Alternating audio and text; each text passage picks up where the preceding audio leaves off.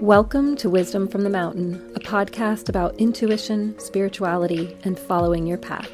I'm your host, Tara Alexandria. I'm a psychic medium, intuitive guide, and healer. I'm here to support you to live from your intuition and find true healing and authentic growth. Thank you for being here and for your willingness to live your best life, for yourself and for the world around you.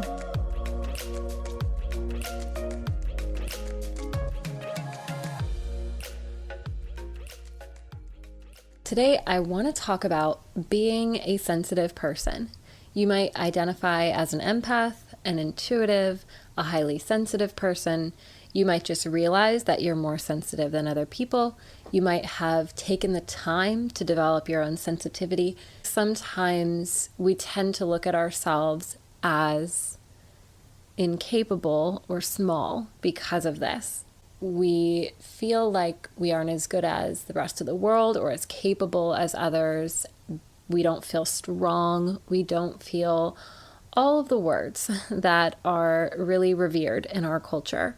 But what I really feel with this, and what I feel is so necessary for me to talk about today, is to really learn to get to the point where you know that your sensitivity is important, that it has a purpose, that it has a place in this world, that you're supposed to be sensitive for whatever that reason might be.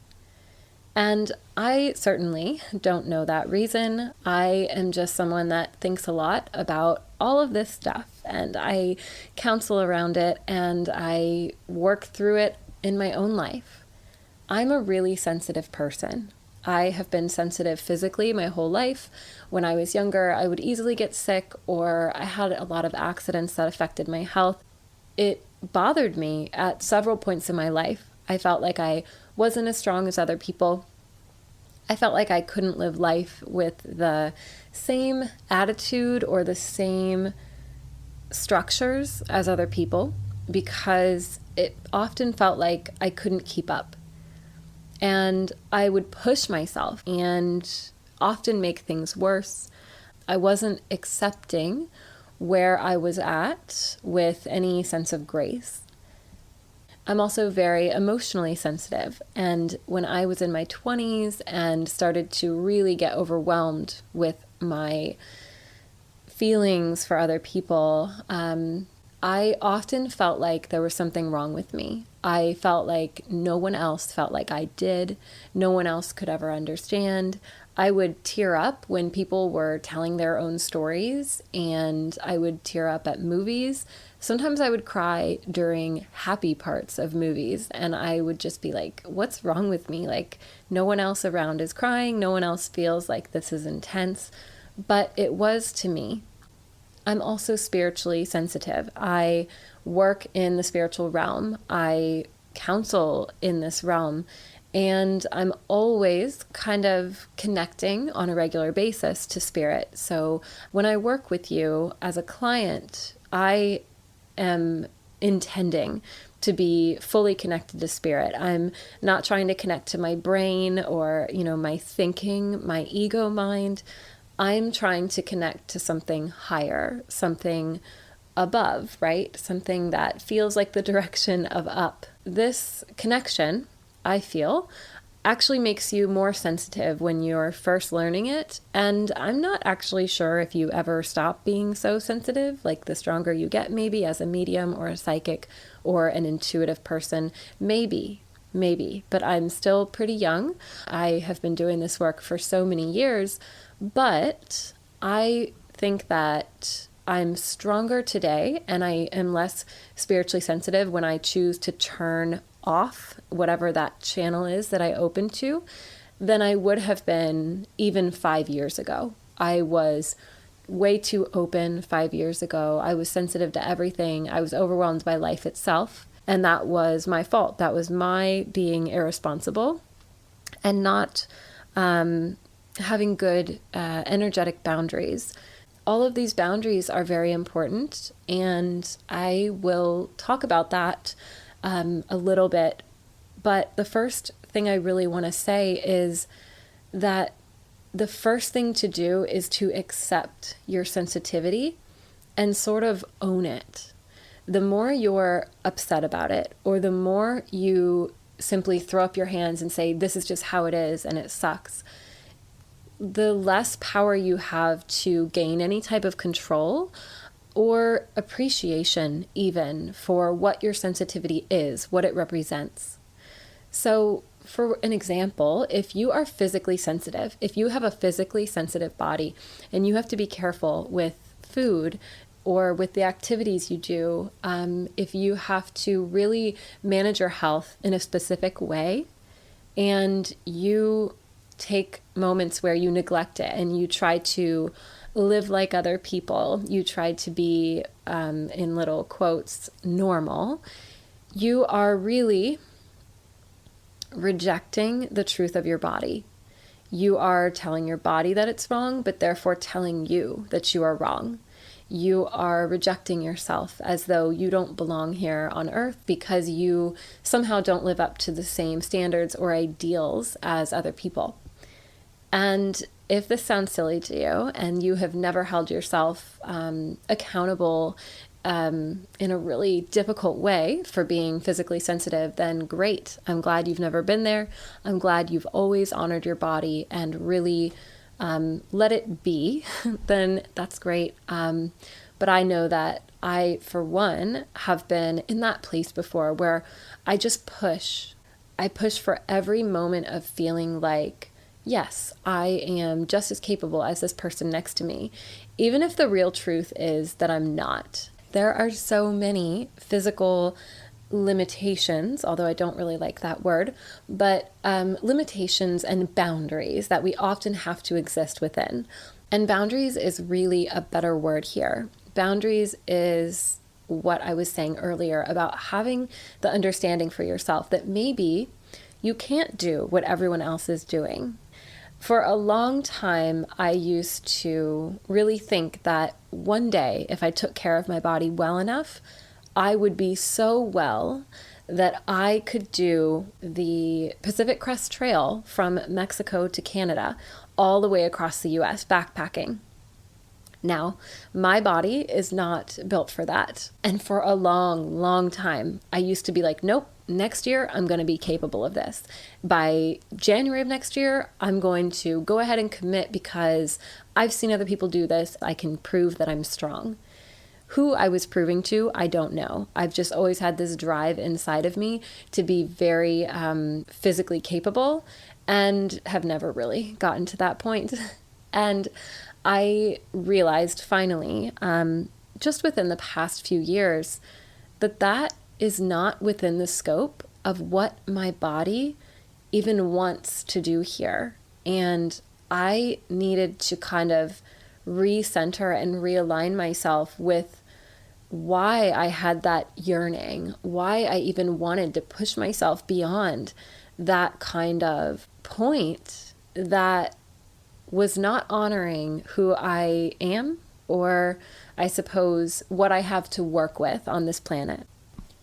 It literally took me years to get to this point where I really valued what my body had to teach me. Within its sensitivities, I began to value my relationship to food. I began to value my relationship to movement and sleep and really understanding what my body needed in order to thrive.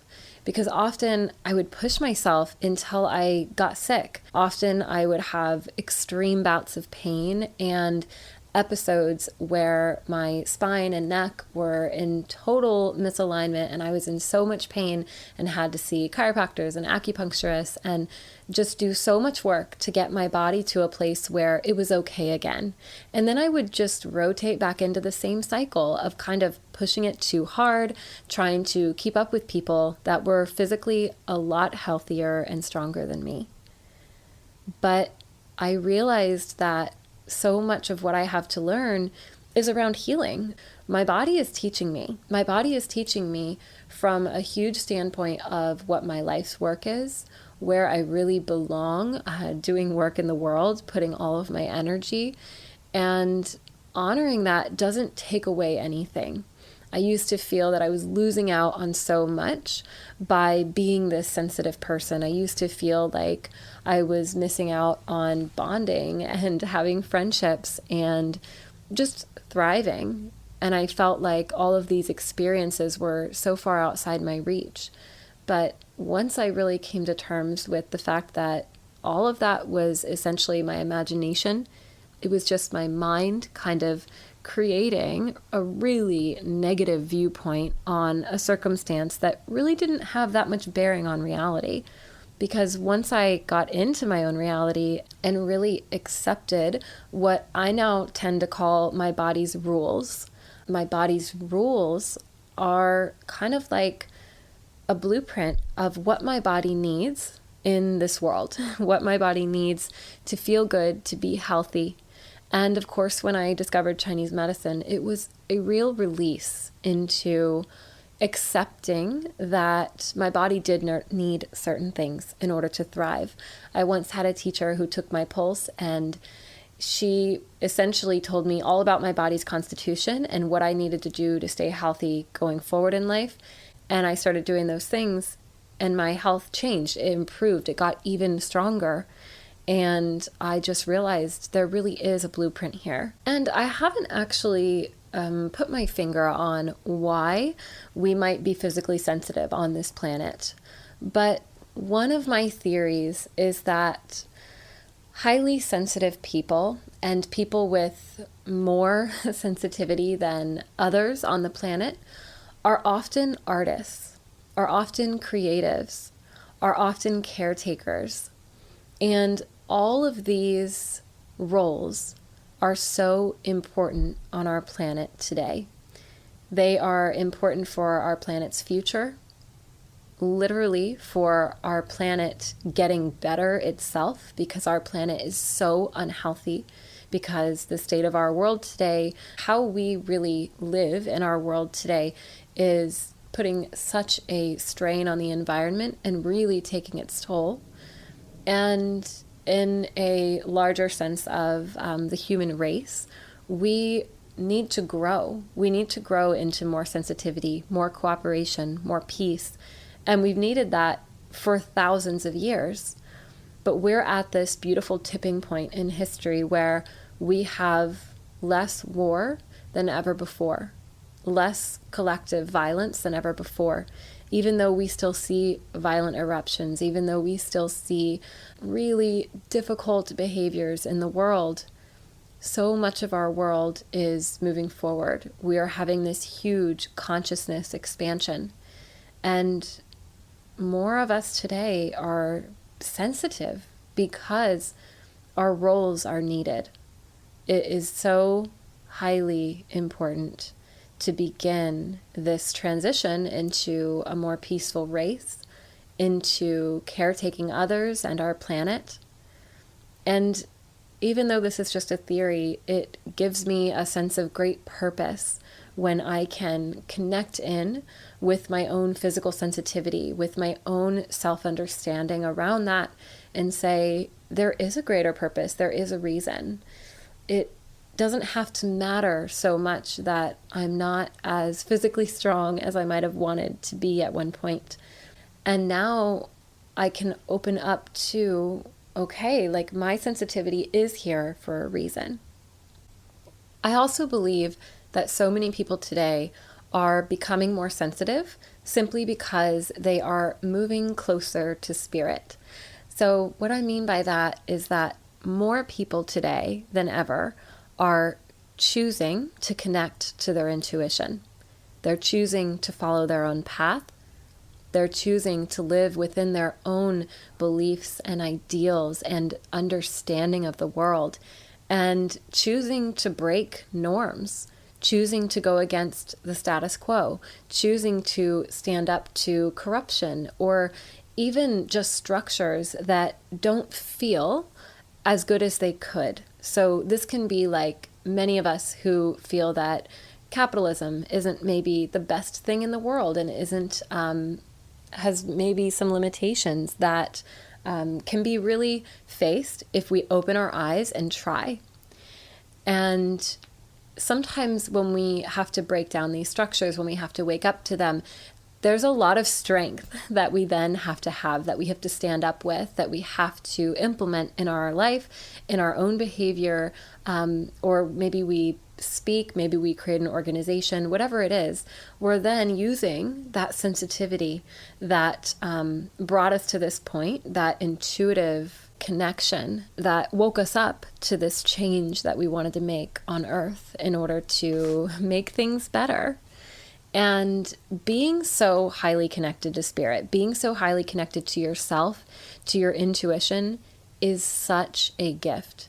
It's not just a gift to yourself. It's not just a gift to your life because you're going to be happy living what you want to live, having the relationships you want, having the career or the work in the world that makes you feel valuable and that makes you value what you do.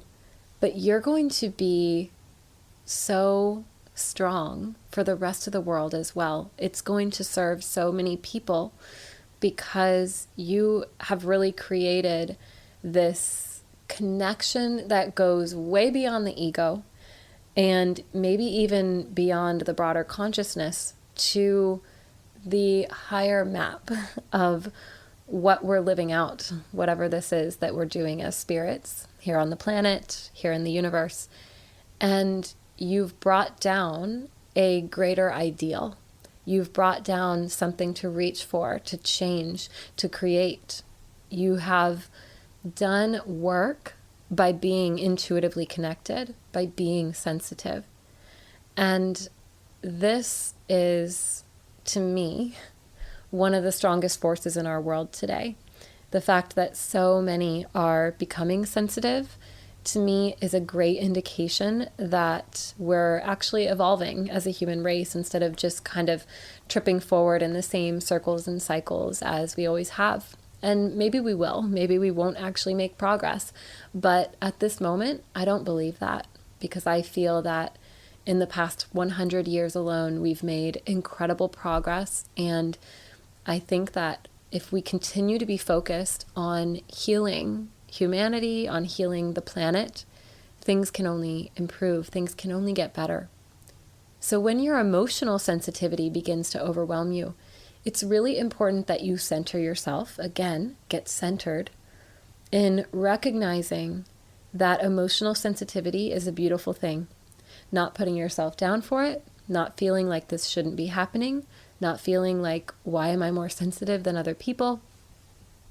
But instead, really honoring the emotions that you're having, that you're connecting with, really honoring that you are feeling something for another being, whether it's a human, an animal, the planet itself, and really being okay that you're feeling probably low. Usually when we're feeling really emotionally sensitive, we go low, right? We get sad, we feel depressed. Sometimes we just feel overwhelmed. We feel like the problems are too big and there's nothing to do. And this is okay too. Sometimes that's where we're at. Sometimes that's all we can handle because, again, we're sensitive and we have to kind of, I believe, consolidate our power around that. We have to really give ourselves space sometimes. And so maybe our emotional sensitivity is here as a way to be a protector, a guardian. Maybe feeling emotionally sensitive and maybe being one of the people on the planet that is really emotionally sensitive is a way of you giving us notice that there's something wrong with something in the world. And when I say us, I mean the people around you that at that moment maybe aren't experiencing that emotion. So often when I'm triggered into a really low feeling, so I have to be really careful with the TV I watch, and sometimes it really frustrates me. I'm like, I should be able to watch this show. It's just a show. It doesn't matter if there's violence or sad situations or whatever. It's just a show. I should be fine. But the truth is, I'm not. I'm often overwhelmed by scenes, by what's happening, by the characters. I get like really attached to a character and just feel like my world is ending if anything bad happens with them. And so I have to like monitor my intake. And sometimes it can really annoy me. But I think that my emotional barometer is just to be really alerted to other people's pain, to other people's traumas, and that this has been developing in order to serve me in my work, in order to serve my clients, and so that I can really do my best work in the world. I believe that it has a purpose, because if I'm not able to be attuned to someone's situation, to have real compassion and empathy for what's happening, then I'm doing a disservice to those people. Now, I do believe that with time, that this sensitivity is something that can be worked with, of course. Just like I said earlier, you can become still really intuitive and energetically connected, but build good boundaries, good rules, good understandings of what you need in order to stay in the right mindset or in the right energy. Let's just consider for a moment that people can be desensitized to everything. Whatever's happening in the world, what's happening to another person, what they hear. And you are that kind of emotional buffer in the middle that kind of alerts the general people who are kind of looking on. And you're the person that says, hey, something is wrong here. Something is going on. Something needs to be healed under the surface of things, or maybe right on the surface of things. And you're able to raise that alarm. You're able to raise that alarm and bring that understanding forward of whatever it is that needs to change, shift, be moved in some way. I would have to look this up, but I have heard it before said as highly sensitive people being like canaries in the mines. The canaries would alert miners to when the carbon levels were getting too high and they needed to leave because it would affect their lungs and they could die. So being a canary, being a highly sensitive person, you alert the rest of the human race to something being wrong, something being off. And when something is needing shifted, it's not that you have to take it on all of the time. It's not that you have to take on everything. But your sensitivity is still a beautiful flag to be out in the world. Finally, this moves me into this just spiritual sensitivity. And what I want to say here might sound a little harsh, but I'm speaking with love, of course. And all I want to say here is what I mentioned before about how I was too sensitive about 5 years ago, and I would get information about people just touching their hand, and that was literally irresponsible. It's not good for a psychic or a medium to remain open all the time. It's not ethical. And I knew this, and I was doing my best, and I wouldn't actually share information with anyone or, do anything with what I heard or saw or felt. And I knew I needed training. The moment I started having this problem, I was like, okay, I need to talk to my teachers. I need to go get trained. And I really dropped everything and ran. But what I want to say here is that you need to have boundaries, and your boundaries are your responsibility. So if you're having extreme spiritual sensitivity, so if you're having visions, if you're having dreams, if you're having knowings about other people, so meaning if your psychic or mediumistic abilities are really reaching out all the time to gather in information, and you aren't actually working for someone, or you aren't actually working on your abilities in some way, growing them, you need to kind of put the lid on that container and actually get a container within which you can grow your strengths. And so, for example, one container that you can grow your abilities within is using tarot and oracle cards. You can use them personally for your own life to predict, to project, to look into the future, to look into the past, to understand yourself emotionally. There are a million different ways to use these, right? But it's that daily and very careful and specific practice that you are growing your skills within. It's not that you can't be open and intuitive throughout your day, throughout your week, but it is not your job and it's not really necessary to be open all the time. And even if you have strange experiences where you're like, spirit just came to me, or this woman's mom needed to talk to her and so she came to me, it's, again, not really your place unless that person has asked you to do that kind of work. And I think there are a lot of misconceptions, maybe because of what's on TV. You would never walk up to someone in the grocery store and tell them, I see a spirit with you, this is what's going on, because it's not okay. You don't even know if that person wants to hear from that person. That person could have abused them in life. That person could have done something terrible, and that person could just not want to hear from them at all. So it's no one's right to talk to you from spirit, and it's not yours either. And so that really bleeds into what I want to say about dreams and really just feeling that you're always getting information from spirit. So spirit is not going to cross your boundaries. If you are having a lot of dreams or a lot of mediumship or psychic experiences without feeling that you're asking spirit to come forward in some way, you are actually asking spirit to come forward in some way. You are either intending to have these dreams, or you are feeding off of this energy of, oh my gosh, I'm having this spiritual experience.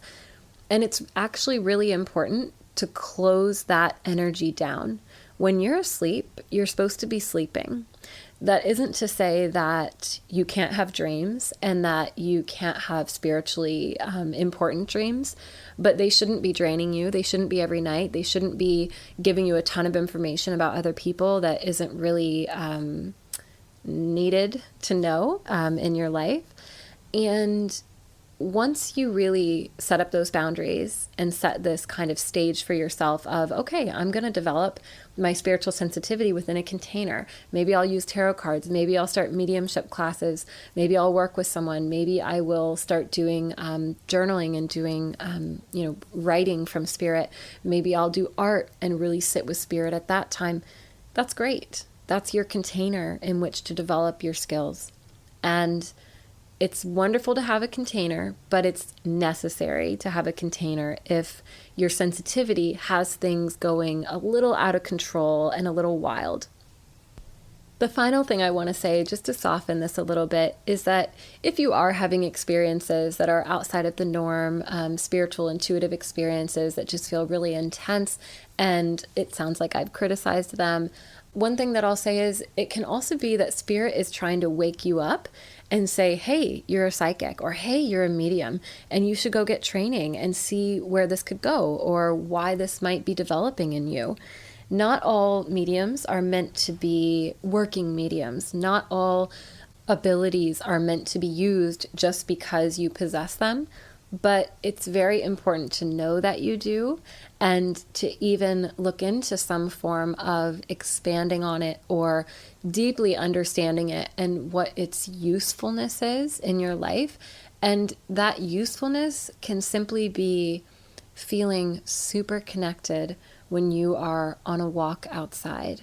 It can be feeling like you have spiritual experiences when you cook dinner at night.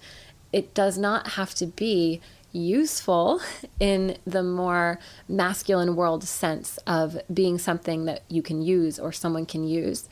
It can simply be being and experiencing. So no matter how sensitive you are, no matter what you have going on with your own sensitivity, it's important to honor it. It's important to let it be. And to not put yourself down for it, to not criticize it, to not feel like it's wrong. no matter what its actual purpose is, because I just shared opinions here, of course, it is important. And the purpose will be different for you than what it feels like for me. The purpose may not reveal itself to you today or tomorrow, but the more you can say, okay, this sensitivity is here for a reason, the more that you'll be open to its lessons and really using it in this world. Thank you so much for listening to everything I had to say on this subject today.